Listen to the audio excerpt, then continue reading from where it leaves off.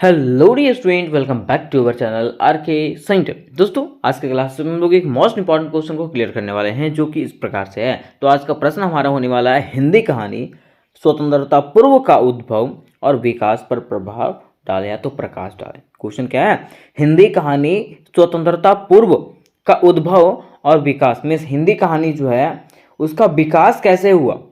स्वतंत्रता से पहले, भारत की आज़ादी से पहले जो है हिंदी कहानी का विकास और उद्भव किस प्रकार से हुआ उसके बारे में बताना है। ठीक है, तो देखिए इस प्रकार से हम लोग को लिखना है। सबसे पहले स्टार्ट करना भूमिका से। कहाँ से?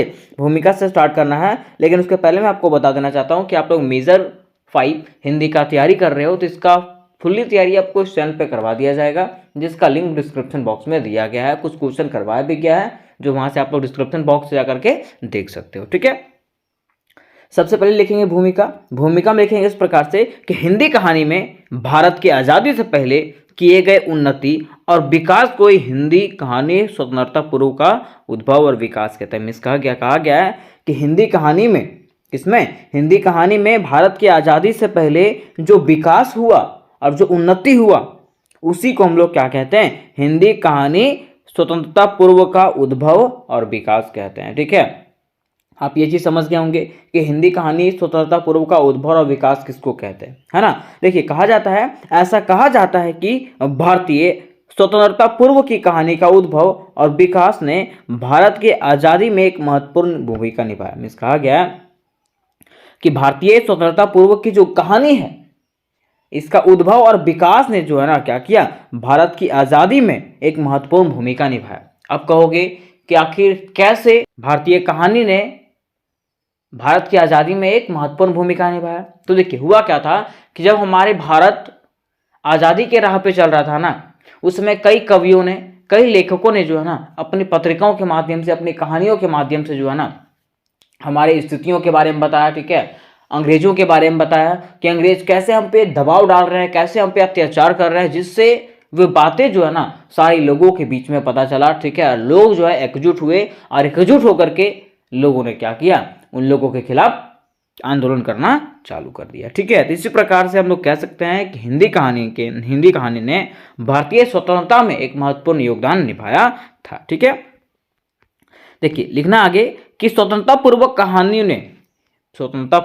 कहानियों ने अपनी कहानी की रचना के माध्यम से भारतीय आम जनता की सामाजिक, आर्थिक, राजनैतिक तथा उनके हर एक समस्याओं को उजागर किया। उन्होंने क्या किया? स्वतंत्रता पूर्व में, आज़ादी से पहले जो आम जनता थी, भारत की आम जनता थी, उसकी सामाजिक स्थिति के बारे में, राजनीतिक स्थिति के बारे में तथा उनके हर एक समस्याओं के बारे में जो है ना उजागर किया था अपने कहानियों के माध्यम से। ठीक है, यह आपको भूमिका में लिख देना है। आगे आपको इस प्रकार से लिखना है कि हिंदी कहानी का स्वतंत्रता पूर्व का उद्भव और विकास, आपको टॉपिक बनाना है। लिखना है कि हिंदी कहानी का स्वतंत्रता पूर्व का उद्भव और विकास भारतीय साहित्यिक परंपरा की एक महत्वपूर्ण और समृद्ध धारा है। मीन्स हिंदी कहानी का जो स्वतंत्रता पूर्व का, आज़ादी से पहले का जो उद्भव और विकास जो है ना, वो भारतीय साहित्यिक परंपरा का क्या है? एक महत्वपूर्ण और समृद्ध धारा है। क्या है? महत्वपूर्ण और समृद्ध धारा है। क्या कहा गया कि स्वतंत्रता पूर्व की हिंदी कहानी ने सामाजिक, सांस्कृतिक और साहित्यिक परिवर्तन को दर्शाया। मीन्स स्वतंत्रता पूर्व का जो हिंदी कहानी है उसने क्या किया? सामाजिक, सांस्कृतिक और साहित्यिक परिवर्तन को दर्शाया है। ठीक है, और भारतीय समाज की जटिलताओं को व्यक्त किया, और भारतीय समाज में जो जटिलता है, ठीक है, उसको क्या किया? व्यक्त किया। ठीक है, देखिए कहा जाता है कि हिंदी कहानी का स्वतंत्रता पूर्व का उद्भव और विकास का विस्तृत वर्णन इस प्रकार से है। हिंदी कहानी का स्वतंत्रता पूर्व में, आज़ादी के पहले का जो उद्भव और विकास का जो विस्तृत वर्णन है ना, वो निम्नलिखित रूपों में किया गया है। ठीक है, तो चलिए देखते हैं कि क्या बात है यहाँ पे। देखिए कहा जाता है कि हिंदी कहानी का प्रारंभ कैसे हुआ। लोगों के मन में ये सवाल आता है कि आखिर हिंदी कहानी का प्रारंभ जो है ना वो कैसे हुआ।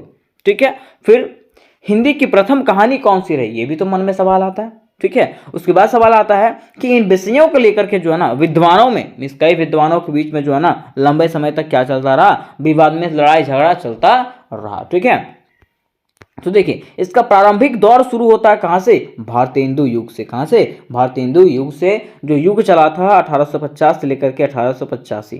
कब? 1850 से 1885 युग तक, ठीक है। उसको युग को क्या कहते हैं? भारतेंदु युग कहते हैं। कहा जाता है कि हिंदी साहित्य का प्रारंभिक दौर भारतेंदु हरिश्चंद्र के नेतृत्व में हुआ था। हिंदी साहित्य का प्रारंभिक दौर जो है ना, वो किसके नेतृत्व में हुआ था? भारतेंदु हरिश्चंद्र के नेतृत्व में हुआ था। उन्होंने हिंदी गादी को स्थापित किया। उन्होंने क्या किया? हिंदी गादी को स्थापित किया और समाज सुधार की दिशा में साहित्य को प्रेरित किया। उन्होंने क्या किया? समाज सुधार के दिशा में जो है ना, साहित्य को प्रेरित किया था, ठीक है। कहा जाता है कि उनकी कहानियों में सामाजिक जागरूकता और सुधार के मुद्दे प्रमुख थे। वो जो कहानी लिखते थे उसमें क्या होता था? सामाजिक जागरूकता, हमें समाज को जागरूक करने का, ठीक है, और उसमें सुधार लाने का मुद्दा जो है ना, वो प्रमुख होता था। किनके युग में? भारतेंदु युग में, ठीक है। इसी में जो है आता है द्विवेदी युग। क्या आता है? द्विवेदी युग, ठीक है, जिसका युग था 1885 से लेकर के 1918। कहा जाता है कि महावीर प्रसाद द्विवेदी के समय में हिंदी साहित्य में एक नई दिशा मिली। हुआ क्या कि जब द्विवेदी युग चल रहा था ना, उस समय हिंदी कहानी को जो है क्या मिला? एक नया दिशा मिला। क्या मिला? एक नया दिशा मिला था। और यह जो काल है वो अधिकतर नैतिक और आदर्शवादी कहानियों का था। यह जो काल है वो कैसा था? नैतिक और आदर्शवादी था, ठीक है। इस दौर की कहानियां सामाजिक और नैतिक मूल्यों को उजागर करती थी। ये जो दौर का जो था, द्विवेदी युग का जो कहानी था ना, वो क्या करता था? हमारे समाज और नैतिक मूल्यों को उजागर करता था कि हमारा कर्तव्य क्या होता है उसके बारे में बताया करता था, ठीक है। कौन सा युग में? द्विवेदी युग में, ठीक है। अब यहाँ पे बात आता है, उसके बाद आता है प्रेमचंद्र का युग। कौन सा? प्रेमचंद का युग, जो कब से कब तक चला था? 1918 से लेकर के 1936 तक। कब? 1918 से लेकर के 1936 तक, ठीक है। देखिए, कहा जाता है कि प्रेमचंद को हिंदी कहानी का पिता कहा जाता है। प्रेमचंद को जो दोस्तों क्या कहा जाता है? हिंदी कहानी का पिता कहा जाता है।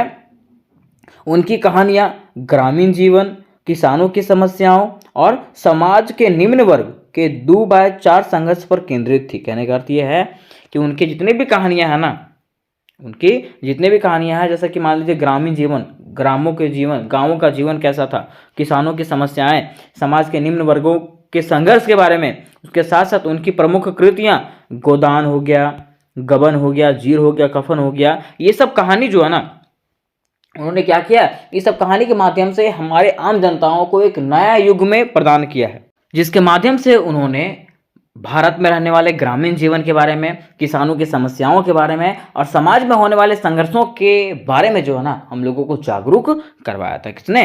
प्रेमचंद्र ने। इसलिए प्रेमचंद को जो है हिंदी कहानी का पिता कहा जाता है, ठीक है। अब देखिए, तीसरा आता है आपका स्वतंत्रता संग्राम और प्रगतिशील आंदोलन। क्या आता है? स्वतंत्रता संग्राम और प्रगतिशील आंदोलन, जो 1936 से लेकर के 1947 तक चला था, ठीक है।